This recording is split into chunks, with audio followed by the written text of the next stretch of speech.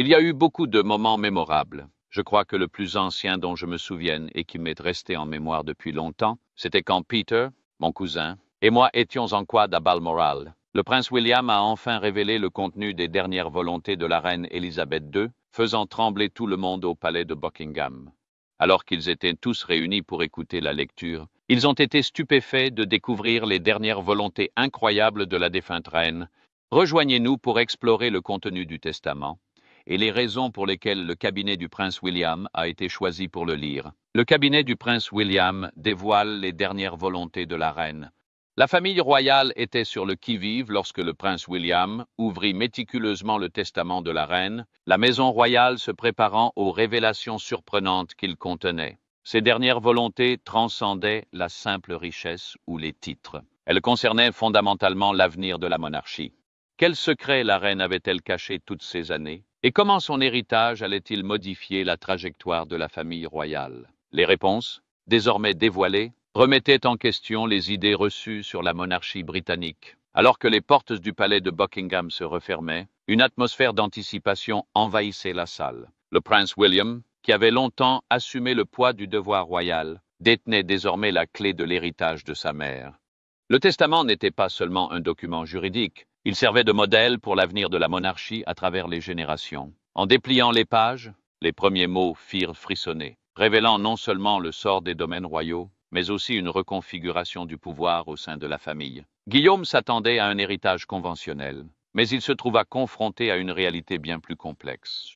Le testament révélait des révélations inattendues, notamment de profonds secrets de famille qui allaient irrémédiablement modifier la perception publique de la famille royale. À mesure que la lecture progressait, les enjeux s'intensifiaient et le poids des responsabilités s'intensifiait à chaque ligne. La famille royale, historiquement reconnue pour son sang-froid et sa solidarité, se retrouva dans une situation vulnérable. L'héritage ne se limitait pas à des biens financiers ou à des propriétés prestigieuses. Il symbolisait l'importance de savoir qui hériterait de quoi. Pour le prince William, ce moment transcendait l'héritage familial. Ce fut un tournant décisif. La révélation du testament suggérait que certains membres de la famille royale recevraient davantage que prévu, tandis que d'autres pourraient se retrouver avec peu ou rien. Alors que le monde attendait l'émergence des détails, des spéculations circulaient quant aux implications pour la lignée royale. Alors que le prince William prenait connaissance des dernières volontés de la reine, il devint évident que des changements transformateurs étaient imminents, des changements que peu avaient anticipés. Une révélation remarquable provoqua une onde de choc au palais de Buckingham. Le testament stipulait que certaines propriétés royales, traditionnellement censées rester au sein de la famille, pourraient être attribuées à la couronne. Contrairement à la croyance populaire, le palais de Buckingham ne relevait pas de la juridiction personnelle de la reine, mais était classé comme faisant partie du domaine de la couronne. Cette décision singulière risquait de bouleverser des coutumes royales séculaires. Le prince William se retrouva confronté aux conséquences de cette évolution sur son futur rôle de monarque et sur les responsabilités de ses descendants. Au-delà des propriétés, d'autres révélations attendaient. L'héritage financier de la reine, longtemps caché, était désormais dévoilé. Sa fortune provenait non seulement de ses fonctions royales, mais aussi de ses investissements, de ses œuvres d'art et de ses projets personnels. Sa fortune était considérable, mais sa répartition était restée secrète jusqu'alors. À mesure que le testament se dévoilait, il devint évident que certains membres de la famille hériteraient de trésors privés, des objets empreints d'une valeur sentimentale dépassant leur valeur monétaire. Ces révélations non seulement stupéfièrent la famille, mais suscitèrent également des interrogations quant à l'impact de ces trésors sur leur avenir. À chaque instant, il devenait de plus en plus évident que le rôle du prince William au sein de la monarchie serait irrévocablement modifié après cette lecture. Les stipulations de l'héritage dicteraient la gouvernance des domaines royaux, la distribution des bijoux emblématiques et la pérennité de l'héritage de la reine lors des moments importants. William était conscient de l'importance des choix qui l'attendaient. L'avenir de la monarchie, pour le meilleur et pour le pire, avait été irrémédiablement bouleversé par la preuve finale de la reine. Alors que le palais de Buckingham tremblait sous le poids de ces révélations, le monde se préparait aux transformations imminentes. Parmi les héritages inattendus laissés par la reine figurait sa fortune prestigieuse. Pourtant, le testament révélait que les véritables trésors qu'elle avait légués s'étendaient au-delà des propriétés royales et des immenses fortunes. Le document dissimulait des vestiges de l'histoire royale, notamment des œuvres d'art, des objets de famille et des antiquités préservées de génération en génération. L'un de ses biens les plus remarquables était le château de Balmoral, sa retraite dans les Highlands écossaises, longtemps considéré comme le refuge privé de la reine. Au fil de ses lectures, le prince William comprit que Balmoral ne serait pas hérité par un seul membre de la famille royale, mais pourrait être partagé entre plusieurs, une décision qui suscita l'intrigue et attisa les tensions au sein de la famille royale. L'héritage s'avéra bien plus complexe que prévu, formant un héritage aux multiples facettes. La collection d'art représentait un aspect inattendu de la collection privée de la reine, qui comprenait des œuvres d'artistes illustres tels que Rembrandt et Vermeer. Ces œuvres d'art ne faisaient pas partie de la collection royale de la couronne. Il s'agissait plutôt de trésors privés accumulés au fil des ans. Le testament désignait des membres de la famille désignés pour hériter de ces précieuses pièces, certaines sélections s'avérant assez surprenantes.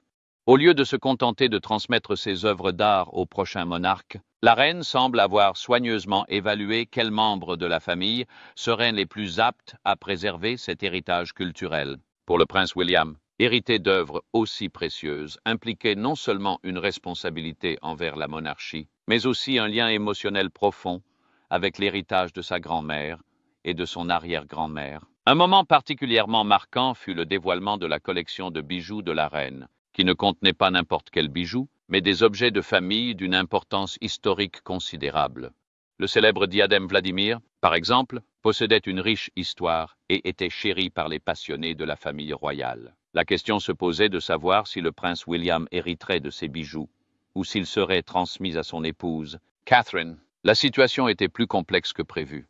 Certaines pièces devaient en effet être confiées à Camilla, qui avait déjà entamé son parcours de future reine consort, tandis que d'autres, profondément liées à l'histoire personnelle de la reine, resteraient au sein de la famille, prêts à être transmis à la génération suivante. Cette distribution stratégique témoignait d'une vision claire de l'avenir de la monarchie, révélant non seulement des trésors personnels, mais aussi d'autres biens jusque-là cachés au public. Les livres rares, les manuscrits familiaux et divers objets de famille de la reine Élisabeth racontaient l'histoire de son héritage royal.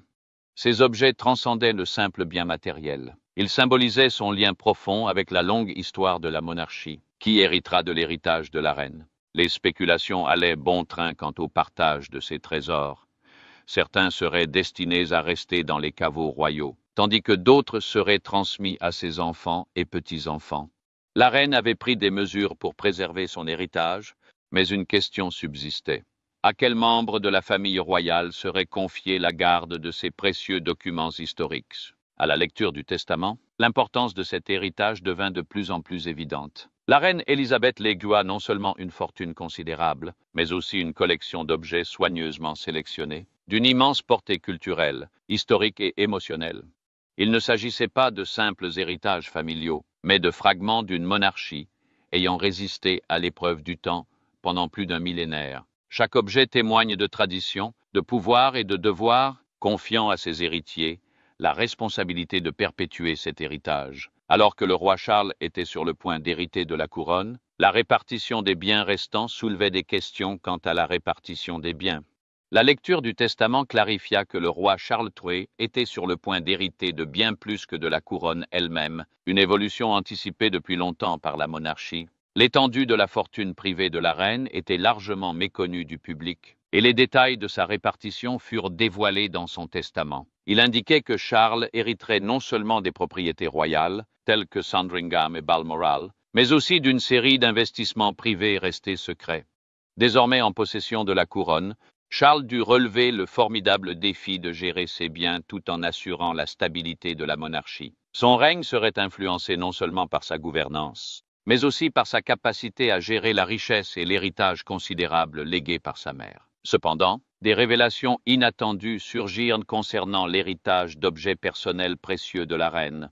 Sa collection privée de bijoux, autrefois considérée comme un joyau de la couronne, ne se limitait pas à la seule ligne de succession directe. Certaines pièces étaient destinées au prince William, tandis que d'autres étaient destinées à ses enfants, garantissant ainsi la pérennité de l'héritage de la reine. Cette décision, à la fois symbolique et pragmatique, facilitait la continuité de la monarchie tout en honorant les liens familiaux de la reine.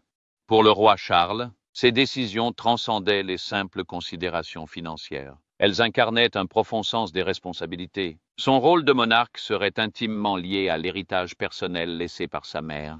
Pour le prince William, l'héritage de propriétés et de joyaux particuliers représentait un moment marquant de son accession au trône. En tant que futur roi, il se retrouvait désormais à l'avant-garde d'une nouvelle génération de membres de la famille royale, avec la volonté de garantir que l'influence de la reine perdurerait pour le guider. William avait déjà assumé des responsabilités considérables au sein de la famille royale, mais le fardeau d'hériter de ses trésors conféra à ses obligations une dimension nouvelle.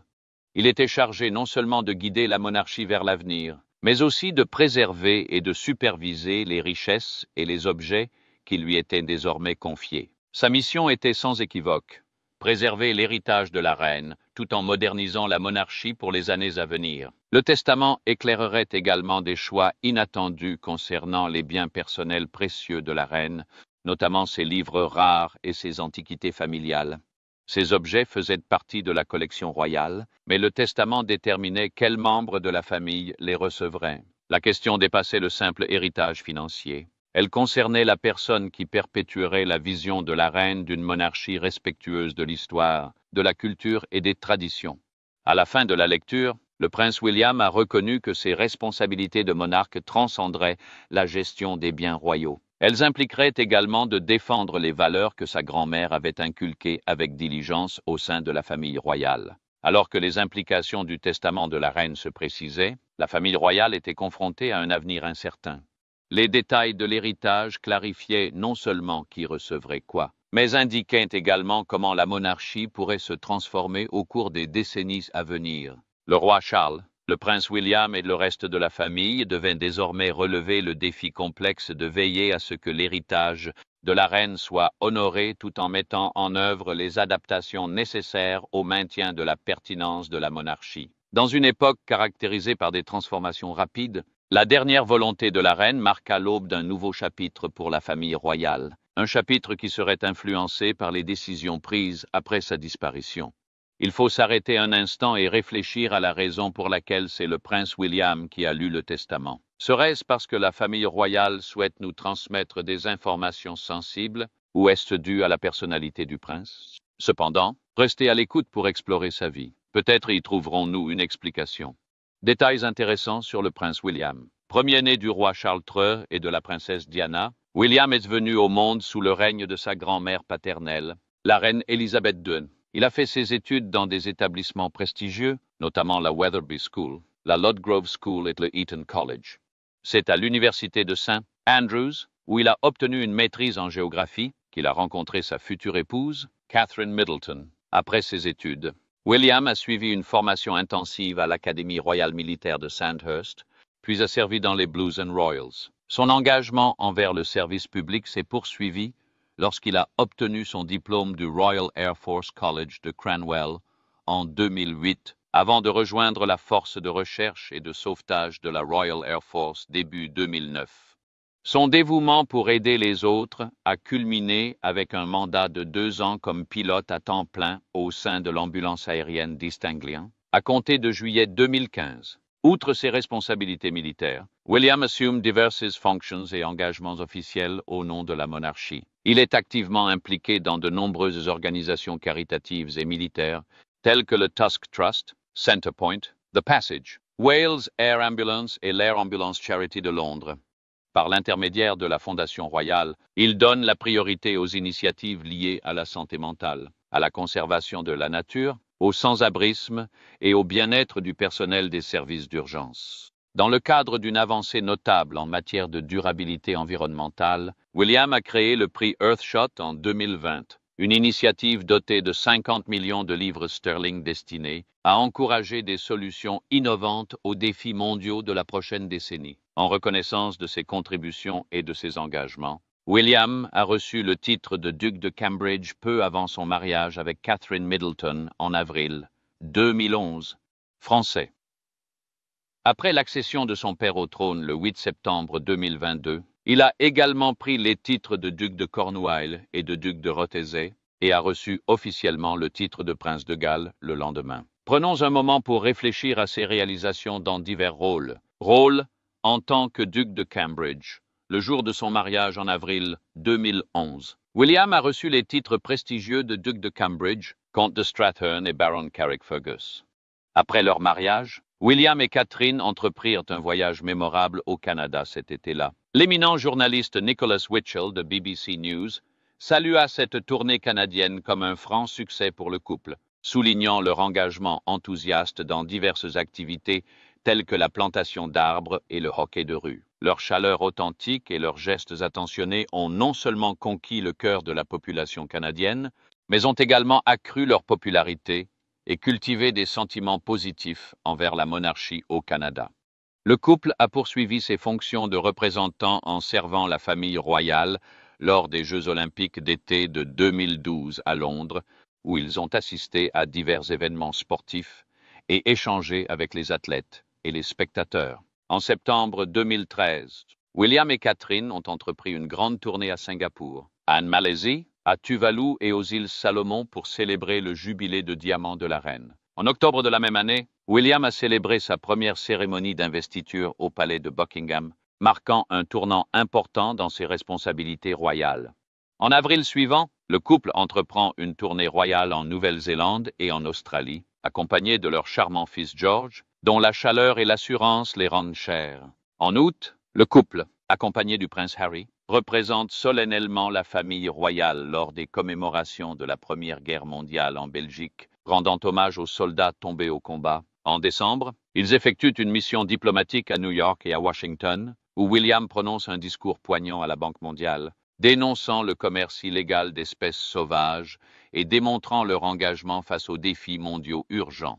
Leur dévouement indéfectible aux devoirs royaux, allié à leur authentique compassion pour autrui, a valu à William et Catherine une reconnaissance publique tant nationale qu'internationale. En 2015 et 2016, le prince William a effectué une série de visites officielles dans plusieurs pays d'Asie, dont le Japon, la Chine, le Bhoutan et l'Inde. Son voyage en Chine continentale a été particulièrement marquant. Il est devenu le premier membre de la famille royale à s'y rendre depuis près de 30 ans et a été salué par les médias pour ses talents diplomatiques pointus et raffinés.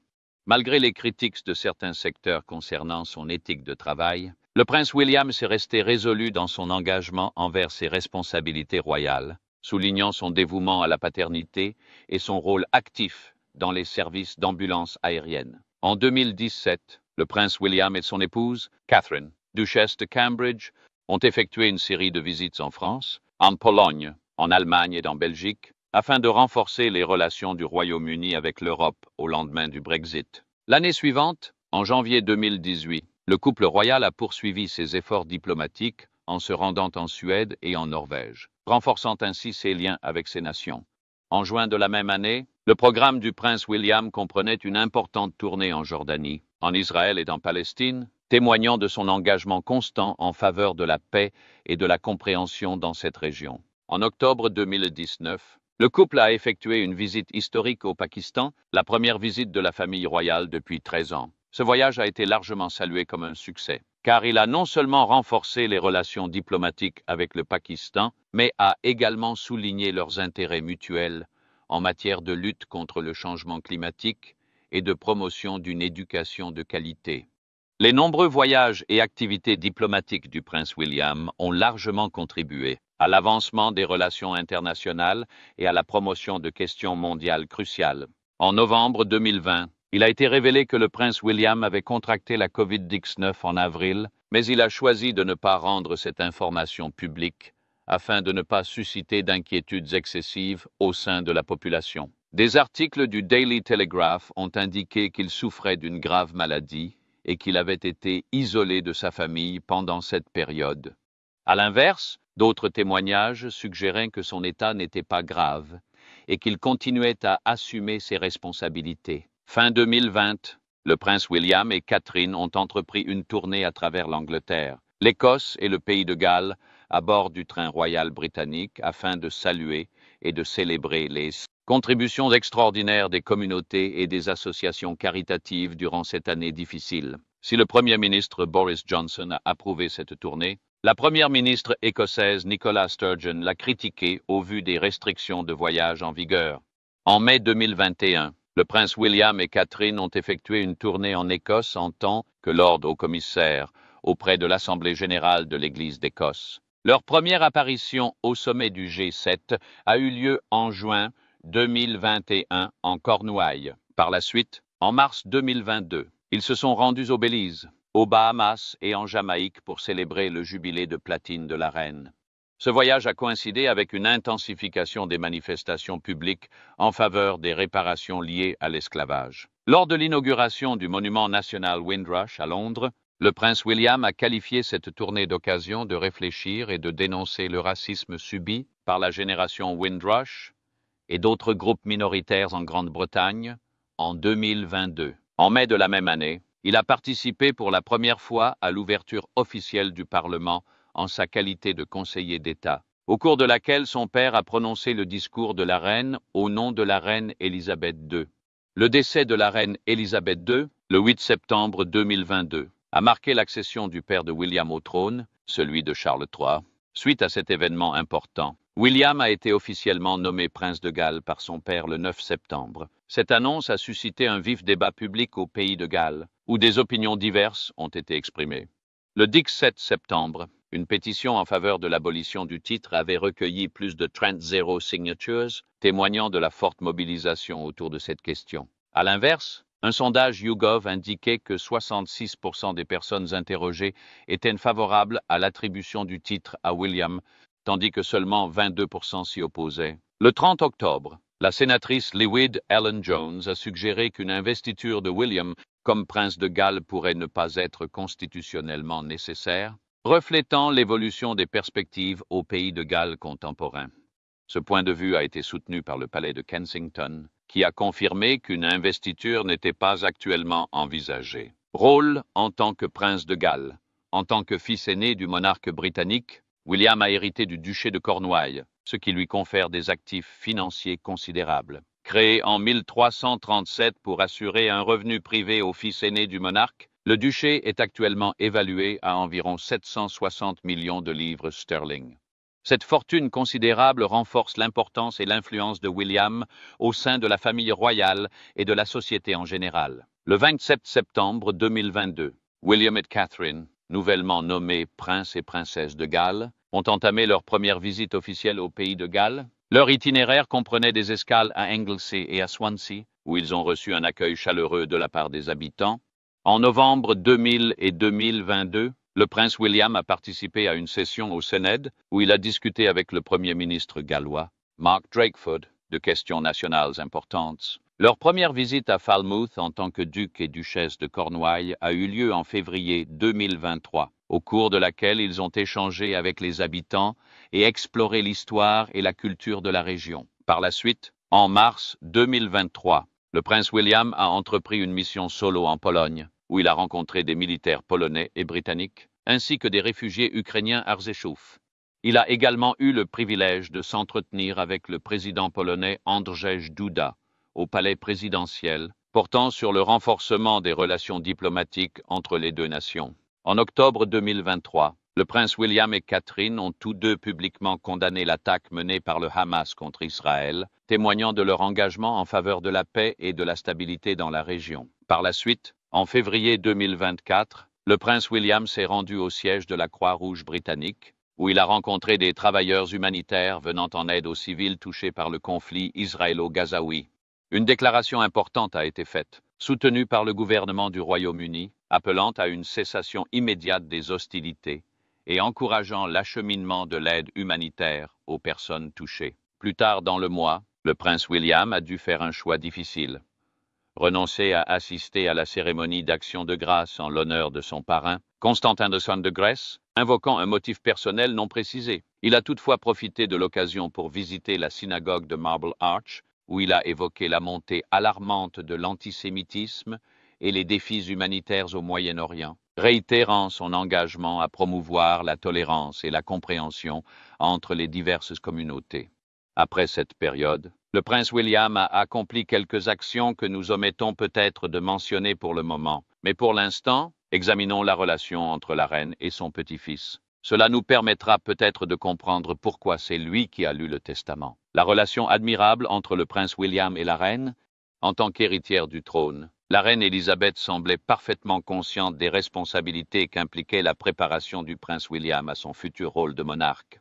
Cependant, il y a eu des moments où elle semblait vouloir exprimer sa frustration, à la manière d'un parent souhaitant renvoyer ses enfants turbulents. Selon Melanie Bromley, correspondante Royal D News, le lien entre la reine Élisabeth et William était particulièrement fort. Étant donné que ce dernier est destiné à monter sur le trône, Bromley a expliqué que la reine consacrait du temps à transmettre à William les mêmes enseignements royaux qu'elle avait auparavant transmis à son fils, le roi Charles III. De plus, la relation entre la reine et William était caractérisée par un degré de formalité plus élevé que dans sa relation avec le frère de William, le prince Harry. Bromley a noté qu'une fois que William et son épouse, Kate Middleton, ont commencé à agrandir leur famille, la reine s'est sentie moins obligée d'inculquer des leçons royales à Harry, qui n'est pas en lice pour devenir roi.